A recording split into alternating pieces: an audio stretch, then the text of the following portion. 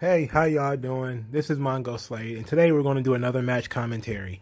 This match is going to be the Dream Team, which consists of the American Dream, Dusty Rhodes, baby, Coco Beware, and the Hart Foundation, versus the $1 Million Team, which features Rhythm and Blues, which is Greg the Hammer Valentine, and the Honky Tonk Man, Ted DiBiase, and the Undertaker. This is the Undertaker's debut. Well, his official debut, his pay-per-view debut.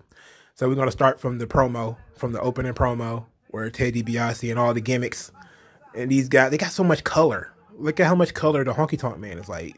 He's wearing the black with the blue. Jimmy Hart is there. You know, he's looking for the cameras, of course. Ted DiBiase. Like, everybody's a cartoon villain. Like, that's really what makes it so loud, you know, is that they all wearing outfits. They all wearing uniforms. Nobody's wearing basic jeans and a basic t-shirt. Everybody's wearing a costume, essentially. You know, like Ted DiBiase's tuxedo is not even real. Like, you know, like it's black, but it got logos and stuff on it. And he got the gimmick belt on. You know, this is great. Virgil is in the back with the pink tie. This is amazing. I mean, and when people say the WWF was cartoon land, it's true. It was a cartoon. But that's why everybody fucking liked it. That's why it made so much money. Because nobody looked normal. Everybody looked like a character. You know, everybody looked, they jumped off the screen. You know, they looked like Ted DiBiase. If you look at Ted DiBiase when he was in Mid-South, he looked just like everybody else. When you look at Ted DiBiase in WWE, he jumps off the screen. He's a completely different person. You know, with the laugh and ha ha ha ha ha, all that, with the laugh and the facial expressions and all that stuff. That stuff is amazing. Here comes Dusty. Here comes Dusty. Just a common man. I know so many people are hurt by how this match took place. I know a lot of people are hurt by this. I forget who it was. I think it was Jim Ross that was talking about how, you know, he didn't really like how they debuted The Undertaker because they didn't like how they treated Dusty. Oh, here's the Hart Foundation. They were the tag team champions at the time. Shit. They had a stacked card. The Intercontinental Champion was Texas Tornado. Hart Foundation was the tag team champions. Ultimate Warrior is the WWF champion. And Dusty Rhodes is the team captain. This is dope.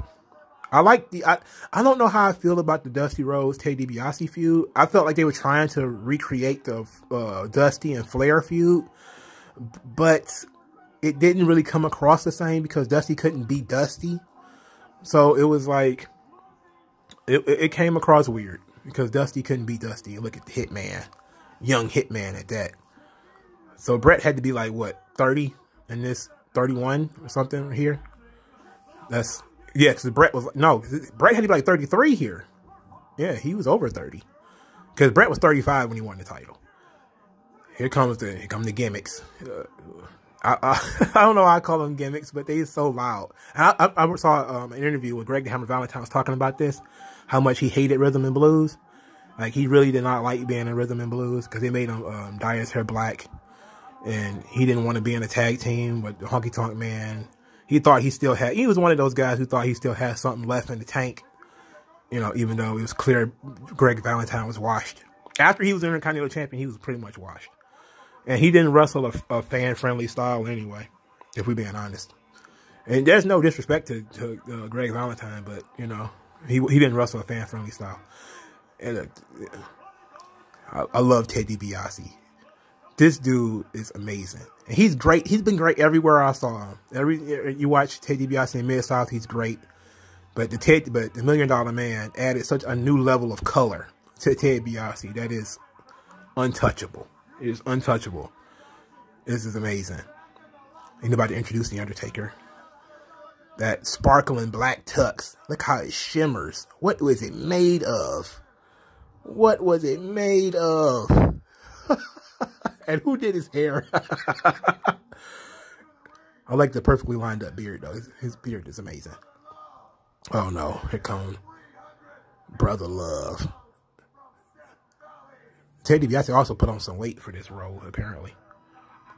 Because his face is kind of chubbier than it usually is. Here comes young Undertaker. Wow, look at the kids. Look at the kids. They don't know what to make of this. Why did he give him that tie? That tie is terrible. and it's not tied properly. Who did that tie? That tie is shit. But I do love how WWE films giants or people they want to appear as giants. This is, you learn this from film class. You film them upwards. So you'll see like the cameraman on his knees, or he'll be bent down, backing up, so that the guy will look bigger on screen. Like it was a great. Like, Vince McMahon is amazing when it comes to these little illusions, you know. And Undertaker actually moved faster. He moved very fast through the crowd to get here, and his face has no color in it. He's wearing makeup. Oh yeah, oh yeah. Roddy Piper told him to get some sleep.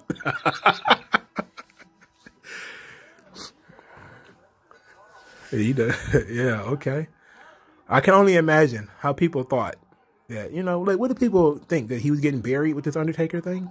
And people was like, oh, this will never work. I don't think I didn't see this event when it happened. Obviously, I was 6 years old. But I really didn't start watching wrestling until 1990.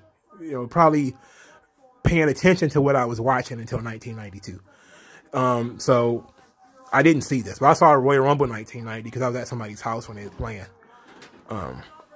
So Undertaker's in the ring, and he's across the ring from Bret the Hitman Hart. What could be more poetic, considering how, and he didn't even do a lockup. He kicked him in the nuts. I mean, he kicked him in the stomach first. I thought he kicked him in the nuts. So Bret is he's the second smallest man in this match. Coco Beware is the smallest. Undertaker with the choke. The choke. He's choking him. He's choking him, ref.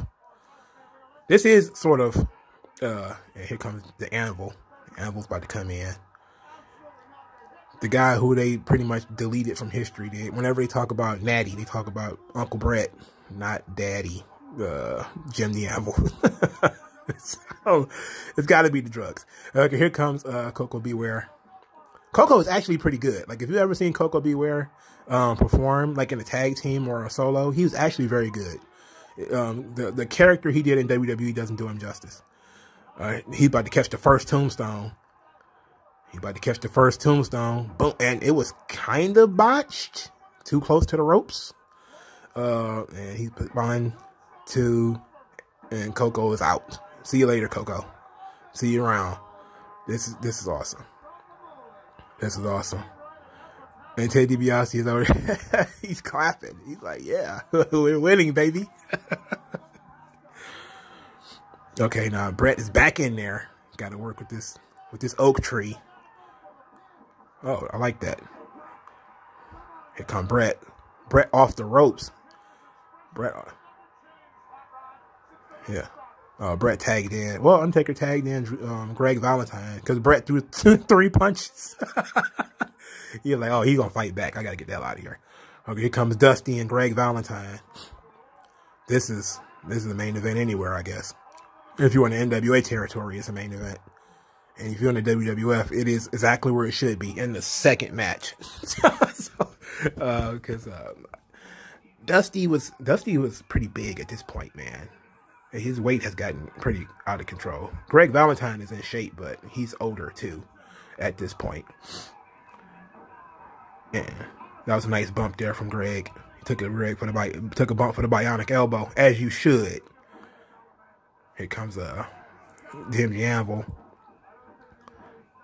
Anvil wrestled as a solo act in Mid-South. He was actually pretty good.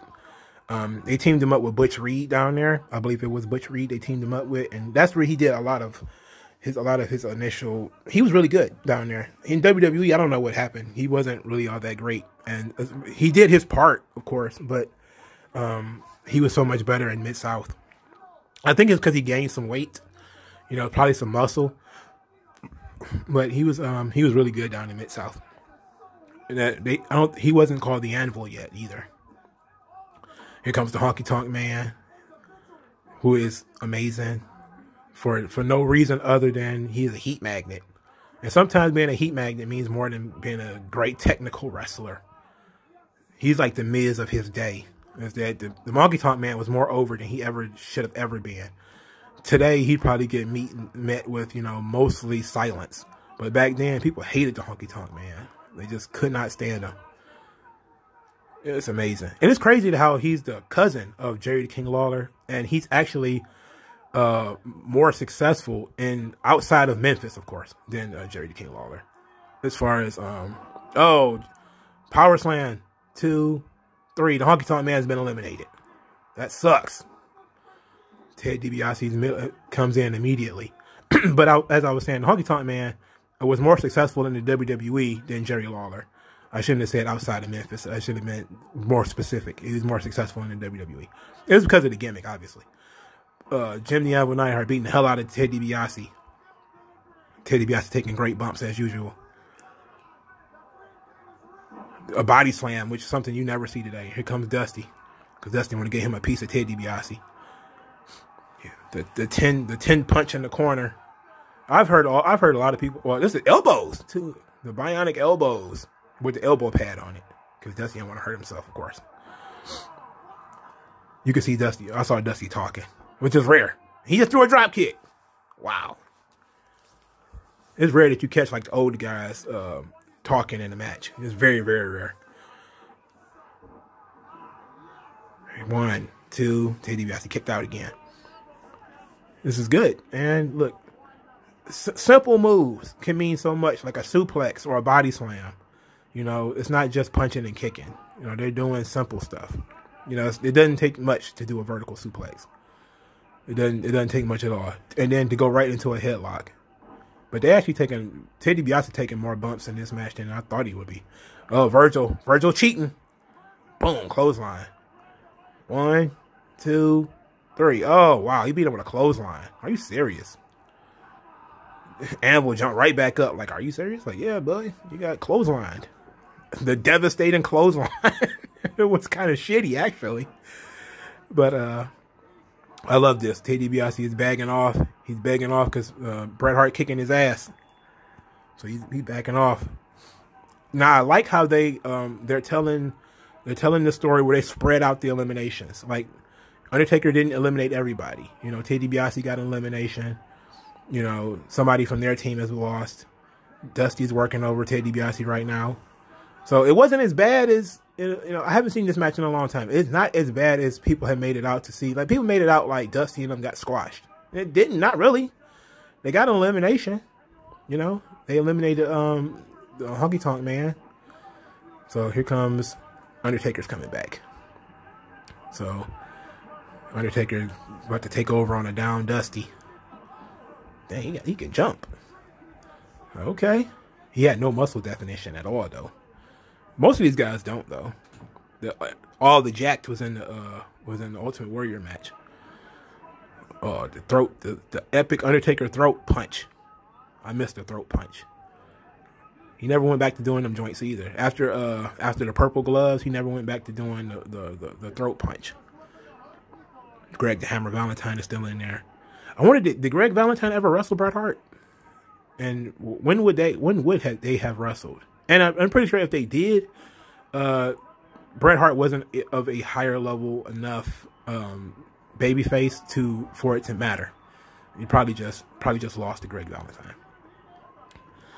But Ted DiBiase is back in there, and Dusty's in. Dusty's taking over. Dusty has done 2 things in this whole match: elbows. That's it. Elbows and flip flop fly. That's it. He doesn't really do much of anything. He taking it easy, baby. Taking it easy. Undertaker's back in there working over Dusty. I think he's about to do the big clothesline. Oh, he did it. The kitchen sink. The knee to the stomach. Undertaker about to go to the top rope. Why? But why? But why? But why? Oh, shit. Oh, the axe handle from the top rope. 1, 2, 3. Whoa. Okay. Dusty got eliminated with a top rope axe handle. Not bad. And oh yeah, this is what Jim Ross was mad about. That Dusty didn't get to, you know, fight back. He didn't get to fire up on him. I'm like, okay, well, that makes sense. But this match still is not a fucking squash that everybody made it out to be. Bret is the last man. And Bruce is taking the boots to Dusty. Somebody need to ask him about that. Did Dusty ever say anything about it? Bruce taking the boots to him. In this white suit. Greg the Hammer. Oh, not Dusty. Got a handful of brother love. And Undertaker's out to get him. Undertaker's out to get Dusty. What is going on in the ring though? Undertaker is beating up Dusty, and where is they going? Did they ever have this one-on-one match? I don't think so. Did they? How do you count out a guy who's not even in? He wasn't legal. How did he get counted out? He wasn't legal. That's one of those things that you don't have to put too much thought into. He count a guy out. He's not even legal. You can't count a guy out without he's not legal. Come on, stop it. What is going on in the ring? Okay, Greg Valentine beating up Bret Hart. That's what's going on in the ring. Roddy Piper is really pulling for Bret. He's really pulling for Bret. Put him in the figure four. Yeah, right. 1, 2, and Greg Valentine's out. Yeah, that's a great finish. Great finish. Now it's Ted DiBiase and Bret Hart, the last two, as it should be. This is great. You know you're going to have some good stuff because Bret is great. Bret is amazing. And so is Ted DiBiase. And I think that they've had one-on-one matches before. It's probably on, I probably got it on the Saturday Night's Main Event DVD box set, which I have. It's probably a Bret Hart, Ted DiBiase match on there. Oh, Bret with the over-the-top rope joint. Over-the-top rope tope. Okay, look at Bret. He working the hell out of Ted DiBiase right now, though. This is how babyfaces should work. Babyfaces should be aggressive. They should be fiery. Ted DiBiase raked the eyes. Cheating. Basic cheating. Now he about to run his head into the steps. And then he gets rings into the ring post. Oh, remember the blue stairs. Before they were all silver, they were blue. Boom. Oh. He ran his head into the steps. That should have been disqualification, but whatever. Whatever. We're gonna ignore that. Now Ted DiBiase's begging off. Classic heel stuff that you don't see anymore. Heels begging off. Bret, what is he threatening to stomp Ted DiBiase's nuts because he wasn't using the sharpshooter yet, and he stomped his midsection. He's got victory well in hand. He's giving Ted DiBiase the blues. Nice knee from DiBiase there. He actually made contact, unlike John Moxley's knees. Oh, he hit him. Bret is kicking Ted DiBiase's ass. This is what you mean by the babyface shine. Bret looks really good. I see Bret talking. Boom. Oh, the famous Bret Hart chest bump into the turnbuckle. I think Bret loved that bump. I wonder why. Why do you love that bump so much? 1, 2, and he kicked out. So Ted DiBiase is struggling. He's struggling. He's getting worked over here. That elbow was not good. It was not good. It was trash. You can do better than that, Ted. Oh, that chop was good, though. The chop was great. Boom, another good chop. Bret looked like he always sold with his mouth open. Why did he telegraph the back body drop so much? That backslide was nice, and Ted basically walked right into it. Well, Bret basically walked right into it. Now somebody botched something because Bret's talking. Got him in the headlock, reversed it. What was that? What was that? Bret tripped over Ted DiBiase. He tripped over DiBiase instead of jumping on. Oh, Bret was faking. Oh, he was faking. He was faking. He rolled him up. 1, 2, no. Oh, Virgil was up. Virgil, get down. Oh, nice. Bret tried to take a cheap shot on Virgil. Virgil's got Bret. Obviously he had to hit the ropes first, so they make sense. Boom. Oh, Virgil was down. Crowd is cheering. Bret rolled him up too. No, he kicked out again. Oh, that was very close. It was very, very close. Bret's got the upper hand. He's about to do a backbreaker. Ted DiBiase is down. Ted is down. Now Bret about to go to his famous second rope elbow drop. Boom. Excellent. Another 2 count. 1, 2. He kicked out. You see how they picking up the pace a little bit? They're about to go into the finish. So obviously whatever they did, they messed it up. They didn't fix it. They're masters. They don't screw it up too much. Excellent. Crossbody block. 1, 2. And Ted rolled him up for the finish. And Bret cussed. That was excellent. That was a great, see, back then you could even have like, that was a great wrestling finish. That was a great wrestling finish. And Bret is a great wrestler, great storyteller. Look at the story he's telling physically at his own disappointment that he got tricked by Ted DiBiase. He is disturbed, frustrated, angry. Look, man, I love Bret. Bret and Ted DiBiase are amazing. I'm pretty sure that match was on Saturday night's main event. But we're going to go to the replay because I think I want to call it better. So it was a reverse Irish whip. Ted DiBiase threw a clothesline. Bret came back with a crossbody. And Ted DiBiase reversed the crossbody into a pinfall and didn't pull the tights. He did not. He just hooked him. He hooked him and he won. That's excellent. This is great stuff. This was a great match. So, the match we just watched was the Dream Team versus the $1 Million Team. Thank you guys for listening. Like this video, share, and subscribe. I will talk to you guys later.